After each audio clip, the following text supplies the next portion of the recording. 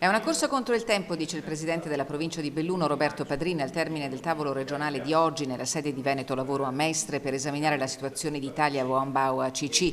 Il mantra è cauto ottimismo dopo le notizie giunte ieri dal MIS sulla disponibilità di 3 banche che si sono impegnate a sottoporre ai rispettivi organi deliberanti la proposta di sostegno finanziario al progetto industriale di Italia Wambao. Cauto ottimismo vuol dire che il lavoro che stiamo facendo anche nei confronti dello spiegare il piano industriale, che è un piano industriale molto serio che sta già producendo i suoi frutti, perché abbiamo più assunzioni, più volumi e dei risultati attesi anche proprio dei rapporti con i clienti molto significativi. Ma le scadenze incombono, la prima è quella relativa alla capienza del fondo cassa che si esaurirà a fine mese, la seconda riguarda l'energia che scade il 30 dicembre. Abbiamo la scadenza e nessuna municipalizzata che vorrebbe rinnovare il contratto.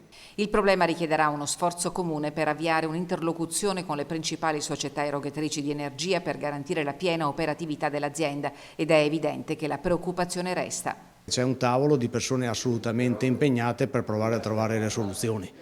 Le banche non hanno dato ancora la risposta, si sta lavorando. Sarebbe scarsamente etico, lo dico così, il fatto che le banche, che gli istituti di credito non intervengano sulla soluzione di una crisi che merita di essere appunto risolta. Mi auguro veramente che si possa chiudere questa vicenda in tempi rapidi. Abbiamo 3 settimane, è una corsa contro il tempo.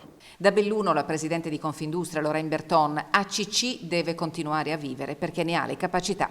Io ho fatto il giro della produzione con il direttore della produzione, vi posso assicurare che gli occhi di quell'uomo brillavano perché conosce la sua azienda e sa che ce la può fare. Ecco, io credo in questi uomini.